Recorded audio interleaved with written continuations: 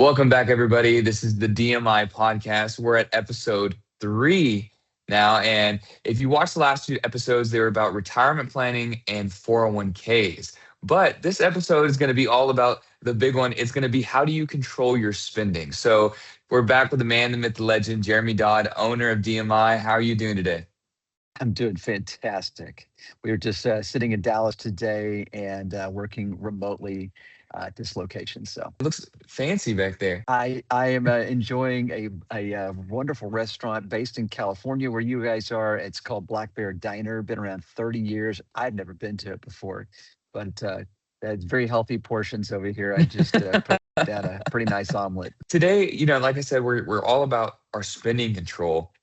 And I wanted to ask, well, what is one thing that you maybe share with your clients that they can do today, maybe at their dining room table, maybe they're at Black Bear Diner. What's something that they can do to maybe try to get all their finances in order that's not super complicated? They don't need a calculator or, something crazy. I'm so excited to share this process because I think it is the cornerstone of what we do.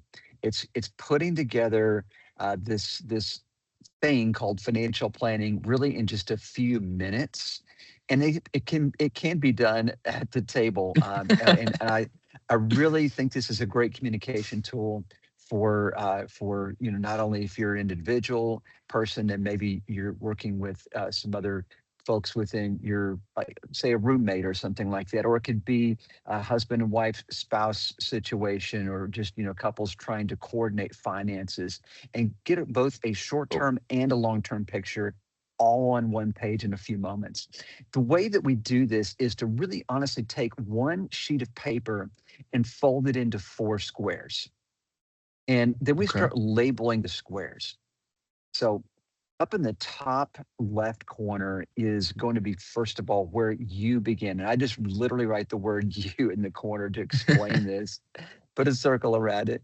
And I look at you or us as the most important thing that you're ever going to have. Hmm. So not only are you precious and designed by God as a person, but Hmm. you also have some monetary production value, and maybe you work outside the home, maybe you work in the home, but either way, there's going to be some money that's going to have to flow. And so Yes. the first thing that happens is that you are producing income, and that goes into the inbox. The inbox is the top left square. Hmm. And then we've got to pay bills, right? Yep. So if I want to keep those lights on and I want to keep food in my mouth and fuel in the car, then I got to flow some of that money. So I'm going to draw an arrow from the left to the right box on the top right corner, which is labeled outbox. Okay. That's where money's got to go. Then I've got to pay some debts, because we're probably going to have to incur some kind of debt. Yeah. We may part, and I look at this like partnering with a bank to kind of get something that I might not be able to afford all at once, that I really Hmm. honestly need now to help further income production. So Yeah. let's just, what we can break that down later.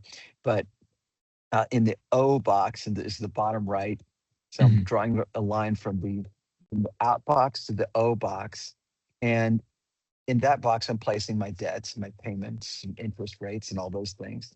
And then finally, we draw an arrow over back to the bottom left corner. And Hmm. that's the OWN box.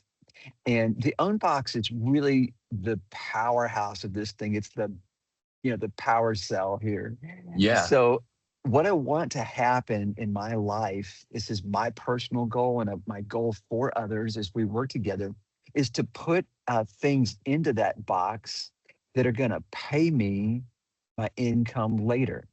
Mm. Because do I want to be in the income production business my entire life? Well, Yeah. first of all, I can't, right? I cannot work and produce anything when I'm a small child, unless you're a child star or something like that, right? Unless your mommy takes you to acting lessons. But, aside from that, I'm not going to be producing anything until I'm of a certain age. And Hmm. then at a point in my life, I may not be in income production business Yeah. my entire life. So that's people refer to that as retirement, but maybe it's Yeah. something that's forced on you too. So Hmm.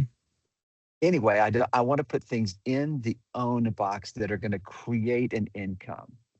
And Yeah. so that helps us make some choices about what we choose to own.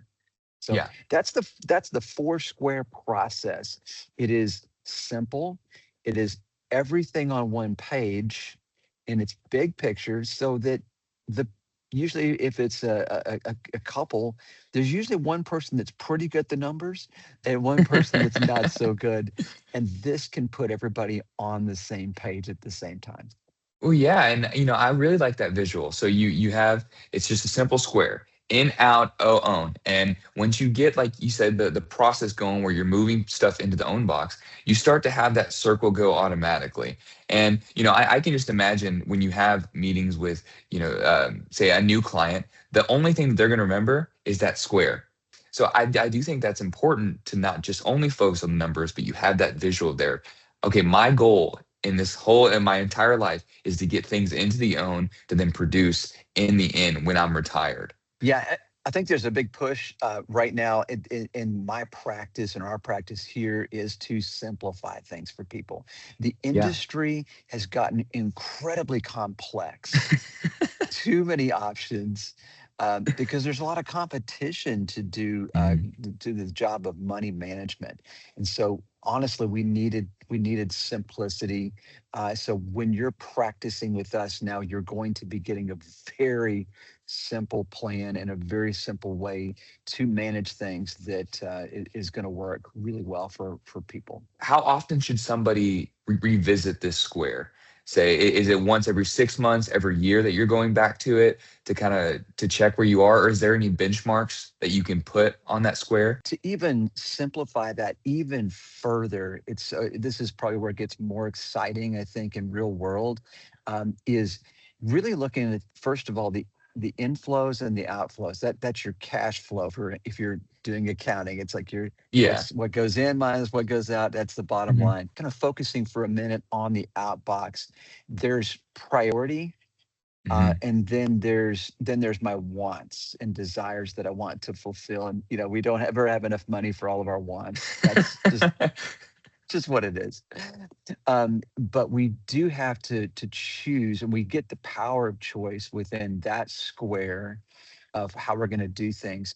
And I think this also speaks to spiritual condition Hmm. of money, because if we're connecting Bible knowledge to financial practice, or Hmm. just spending money, it calls us out and it says, okay, you can do whatever you want, but Hmm. if you'd like to do things in a way that produce peace in your life, then Hmm. there's a priority of spending. And that looks like, number one, it's going to be a giving first, because I always want to Yeah. spend my money first. But I mean, it calls us to be putting something higher than me first, of giving it away, which is Hmm. crazy, uh, Yeah. but it works.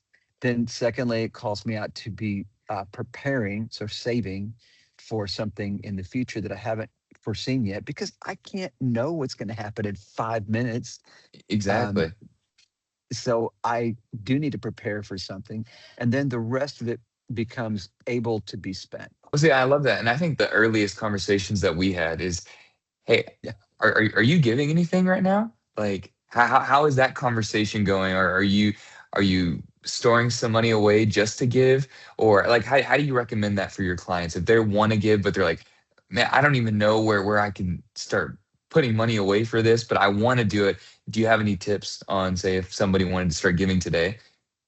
Oh, that's an amazing tip. I think it begins with a little bit of study further on the topic of why it becomes important to give, and it's beyond. It is starts with, hey, there might be something higher than me. you know I might not be the most important thing in the world, and I might need to be aware of that. So I think as Yeah. we begin that, that's to me the beginning point of that. To get further in, for me, I realized that um, first of all, that as a witness point, I was like, hey, Jesus gave it all for me, so that I'm going to need to respond to that in some real way. And the most real way for me was my money, because I Yeah. felt like it was all mine.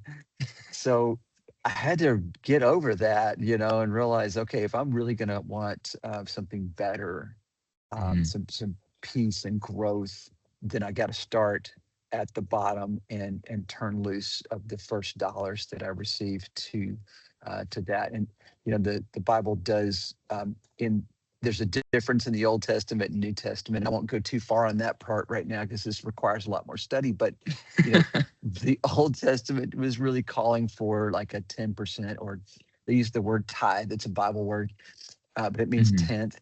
And then the New Testament, Jesus comes along and he says, "Hey, when you give with a generous heart." So he went Mm. crazy on that. He says, Yeah. "Don't just be legalistic and just, okay, there's the tenth, good enough, check a box." He called for a heart change, and that's what I have really tried to seek after. And it continues to be something that I have to work on. I've really Yeah. been focused on it for over 23 years. So Thank you so much, Jeremy. Again, this is great knowledge. I think if anybody's watching, these are real practical things that, it's not behind a paywall. These are things that you can do today, and you can get accountability partners in your yeah, spouse, in yourself. Even, just looking at that whiteboard, it's an accountability partner of what is going on in my financial picture. But if anybody watching this, you have any questions, you want to sit down with Jeremy and go through your whiteboard or start your whiteboard because you're like, I have no idea what y'all are talking about.